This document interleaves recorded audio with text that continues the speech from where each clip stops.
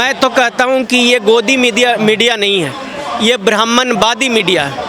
ये ब्राह्मणवादी मीडिया है जो सवर्णों को फ़ायदा पहुंचाने के लिए काम करती है, और जब वो सवर्णों को फ़ायदा पहुंचाने के लिए काम करती है तो उनको जो 10% सवर्णों की आबादी है और 10% उनको आरक्षण मिला है, उस पर चर्चा वो नहीं करते हैं। क्या वो कह सकते हैं कि वो सारे सवर्ण जो EWS कैटेगरी से सरकारी नौकरियों में आए वो सारे लोग बेकार और गलत और गंदे लोग हैं, इनकेपेबल लोग हैं? क्या वो कह सकते हैं? और इस पर कभी उन्होंने डिबेट कराया कि हमारे जो 10% आबादी वाले लोगों को 10% आरक्षण हम लोगों ने दिया है और बिना उनकी जनगणना किए हुए फिर अब आरक्षण की बात करना तो बेईमानी सी नज़र नहीं आती है?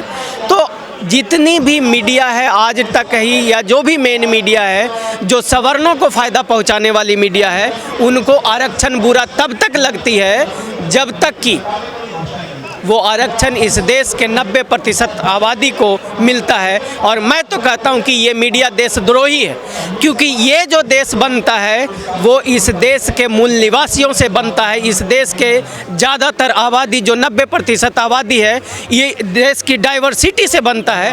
और जो डाइवर्सिटी की बात ना करे, जो हर समुदाय और तबके की बात ना करे, वो देशद्रोही लोग हैं। मैं तो ये कहना चाहता हूँ। आरक्षण को श्राप के रूप में क्यों देखा जाता है? एक गलत निगाह से क्यों देखा जाता है जो आरक्षण वाले लोग होते हैं? देखो, ये एक परसेप्शन इन्हीं ब्राह्मणवादी मीडिया द्वारा क्रिएट किया गया है। ये देखा नहीं जाता है, इनके द्वारा ये परसेप्शन क्रिएट किया गया है। और चूंकि आज इस देश की, जैसा आप लोगों ने देखा, बिहार के सर्वे रिपोर्ट में आया है कि मात्र 7% लोग जो हैं उन्होंने अभी तक ग्रेजुएशन किया है, और वो 7% टोटल लोग हैं, जिसमें सवर्ण भी हैं और उसमें पिछड़े दलित और आदिवासी लोग भी हैं। तो तब मैं कहता हूँ, जब जिस देश का मात्र 7% आबादी पढ़ा लिखा हो, तो उसको तो ये ब्राह्मणवादी मीडिया जिस भी तरह चाहें उनको गुमराह कर सकते हैं। इसीलिए ये परसेप्शन बनाया गया है, इसमें कोई सच्चाई नहीं है। सुधीर चौधरी भूल के जाट आंदोलन भी हुआ, वो भी जाट परिवार से आते हैं। आरक्षण के लिए कितना बड़ा आंदोलन हुआ, कितने लोग मारे गए, तो वो सब गलत था क्या? सुधीर चौधरी, तभी तो मैंने आपको कहा कि काश ये थोड़ा अपना इतिहास पढ़ लेते कि सुधीर चौधरी एक देश के मूल निवासी हैं। जाट, गुज्जर, मराठा, पटेल, ये सारे लोग आज आरक्षण की लड़ाई लड़ रहे हैं। तो क्या ये अपने लोगों के विरोध बात करते हैं? क्या ये अपने लोगों के खिलाफ हैं? या क्या ये उन लोगों के खून नहीं हैं जिनके लोग आज भी आरक्षण की बात कर रहे हैं? तो सुधीर चौधरी ये वो लोग हैं जो समाज के कुछ गंदे लोग, जो पैसे की वजह से अपने आप को, अपनी गरिमा को और अपना व्यक्तित्व को बेच देता है। ये एक ब्राह्मणवादियों के हाथ में बिका हुआ व्यक्ति है। तो क्या खेल में या खासकर क्रिकेट में वहाँ क्या जातिवाद नहीं है क्या क्रिकेट में? देखिए, आपको मालूम होगा अगर आप पत्रकार हैं तो, कि पिछले 75 साल से इस देश में, इस देश की पार्टियां नहीं रही, सिर्फ ब्राह्मणवादियों की पार्टियां रही। जिस टीम में 12 लोगों की टीम में अगर 7 ब्राह्मण हो तो इस देश का वो पार्टी होगा क्या? इस देश की वो टीम होगी क्या? मेरा तो मानना है कि वो ब्राह्मणों की टीम है। और अब धीरे धीरे डाइवर्सिटी आ रहा है। जब इस देश में पूरी डाइवर्सिटी आ जाएगी, जब सारे लोग, आप देखोगे फुटबॉल में, भाला फेंकने में, या हॉकी में, या और क्षेत्रों में आप देखोगे तो आदिवासियों का, दलितों का और पिछड़ों का दबदबा है, जो पूरी दुनिया में इस देश का नाम कमा रहे हैं। आपने खबर सुनी होगी, एक दलित लड़की मैच हार जाती है, उसके घर पर पत्थर फेंके जाते हैं, और जब ये लोग हार जाते हैं तो कुछ नहीं कहा जाता है।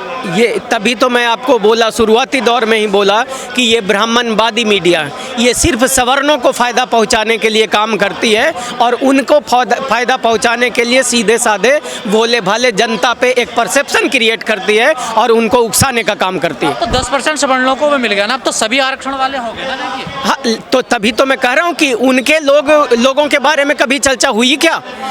मैं कह रहा हूँ कि जब इस देश की आबादी, उनको तो 100% आरक्षण मिला है, उनको तो 100% आरक्षण मिला है। 90% SC ST OBC आबादी वाले लोगों को आज भी मात्र 50% आरक्षण है।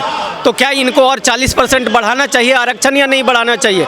आपके माध्यम से मैं इस देश के लोगों से पूछना चाहता हूं कि जब 10% आरक्षण वाले को 10% आबादी वाले को 10% आरक्षण मिलता है, तो 90% वाले आबादी वाले को 90% मिलना चाहिए या नहीं मिलना चाहिए? तो अब सुधीर चौधरी को बताना चाहिए कि वर्ल्ड कप क्यों हारी है इंडिया, अब जवाब देना चाहिए उसको। सुधीर चौधरी एक बिका हुआ आदमी है और उसके बारे में मैं ज़्यादा चर्चा नहीं करना चाहता हूँ। ये पैदा किसी और के घर में हुआ, आज सेवा किसी और का कर रहा है, बस इतना ही कहूँगा मैं। लेकिन जो वर्ल्ड कप की टीम थी उसी को लेकर ये सारा विवाद हुआ, आरक्षण की जो बात हुई, उसमें मजबूरी में 2 पिछड़ों को लेना पड़ा, लेकिन उसमें SC ST का तो अभी भी कोई खिलाड़ी नहीं है। देखिए बिल्कुल होना चाहिए, SC ST को मौका मिलना चाहिए। देखिए थोड़ा सा डाइवर्सिटी बढ़ी है, तभी तो कल मेरे एक कोई मित्र थे, नाम नहीं लूँगा मैं, उन्होंने बोला कि ये इस देश की टीम नहीं है, इसलिए नहीं है क्योंकि उसमें SC ST की सहभागिता नहीं है। और देखिए याद कीजिएगा कि जिस कपिल देव ने, जिस महेंद्र सिंह धोनी ने, मैं पूछना चाहता हूं इस देश के 90% आबादी के लोगों को जो इन ब्राह्मणवादी मीडिया के झांसे में आ जाते हैं कि पता लगा के बताना कि कहीं ऐसा तो नहीं कि उसको इसलिए नहीं बुलाया गया क्योंकि वो इस देश का मूल निवासी है, क्योंकि वो इस देश का शूद्र वर्ण का व्यक्ति है। उसी प्रकार से जिस प्रकार यहाँ जब राष्ट्रपति भवन का निर्माण होता है तो इस देश के राष्ट्रपति को उसमें नहीं बुलाया जाता है, उसके उद्घाटन में उसको नहीं बुलाया जाता है, शायद इसलिए तो नहीं कि वो देश का मूल निवासी है, वो शूद्र वर्ण से बिलोंग करता है। तो ये जातिवादी देश में जब तक ये ब्राह्मणवादी लोग सरकार के संस्थाओं में बैठे रहेंगे और वहाँ पर राज करेंगे, ये देशद्रोही लोग हैं। तो यही वजह ही कपिल देव और उसको नहीं, महेंद्र सिंह धोनी को नहीं बुलाया। मैं तो साफ कह रहा हूँ कि पता लगा लेना आप लोग, कहीं ऐसा तो नहीं कि वो दलित हैं, कहीं ऐसा तो नहीं कि वो पिछड़े हैं, कहीं ऐसा तो नहीं कि वो आदिवासी हैं। 2 व्यक्ति यही है जो देश का अपना है, जो देश का हितैषी है, जिसने वर्ल्ड कप भारत को दिलवाया, और जिसने वर्ल्ड कप भारत को दिलवाया ये विदेशी लोग, जिसको राखी गढ़ी के DNA में R1 और N1 जो यहाँ के मूल निवासियों हैं, जिनसे इनका DNA मैच नहीं करता है, ये विदेशी लोग हैं। तभी आप सुन रहे होंगे कि इन लोगों ने इस देश की 90% संस्था को हड़प करके और 20-20 लाख करोड़ रुपया अपने मित्रों को माफ़ करके विदेश भेज दिया, किसी से चोरी करवा के विदेश भेज दिया। इसका मतलब ये देशद्रोही लोग हैं जो आज सत्ता में बैठे हैं। लेकिन ये ट्रेंड कहाँ तक ठीक है? जैसे आपने भी कहा, मैंने भी देखा सोशल मीडिया पर ट्रेंड चल रहा है कि ये टीम इंडिया नहीं है, ये तो कुछ लोगों की टीम है, इसे भारतीय टीम कहना गलत होगा।